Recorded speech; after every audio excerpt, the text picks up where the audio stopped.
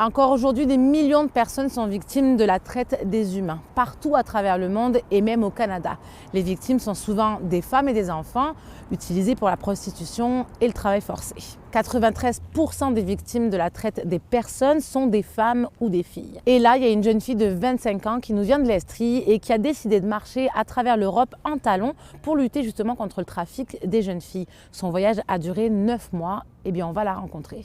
Jour 280 à traverser l'Europe en talons pour combattre le trafic des filles. Dernier jour, jour 18. Jour 74. 274. Jour 65 à traverser l'Europe en talons. C'est le projet Alcover, même le nom. C'est le nom de famille de ma mère. Puis j'ai toujours voulu faire un projet pour elle en son nom. Ouais. Son nom, c'est Juana Alcover. Puis ma maman, dans le fond, est décédée d'un cancer, ça fait 15 ans. Puis c'est une personne vraiment heureuse, vraiment positive. Puis moi, dès que j'étais petite, j'avais ce rêve-là, je savais pas quoi. Puis j'avais vraiment envie de léguer quelque chose à ma mère aussi, faire vivre son souvenir. Tu es passée sur des grandes nationales, des grandes voitures, routes hyper dangereuses avec des camions. Moi, c'est ça, depuis le début, j'évitais le plus possible.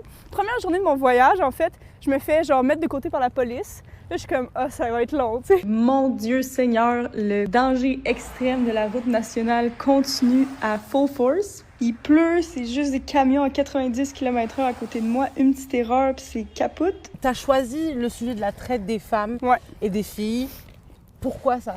Je pense que c'est vraiment d'actualité en ce moment. Je veux dire, la culture du viol en général, puis la culture de la violence sexuelle envers les femmes, c'est tellement présent dans nos vies. On se sent tellement impuissante. Ouais. Parce que je suis qui, moi, à petite échelle, pour changer ou peu importe. Fait que je pense que c'est une manière pour moi de dire, OK, je mets mon petit grain de sable. Je suis honorée d'annoncer que je vais ramasser des sous pour Reaching Out Romania. Ce projet-là aide les victimes de trafic humain depuis des années. La fondatrice Yana m'a expliqué qu'en ce moment, ils travaillent sur un projet après école pour prévenir l'abus de drogue, le trafic d'avance dans les communautés fragiles. Puis les gens m'ont tellement aidé, les gens m'ont tellement donné sans rien me demander en retour.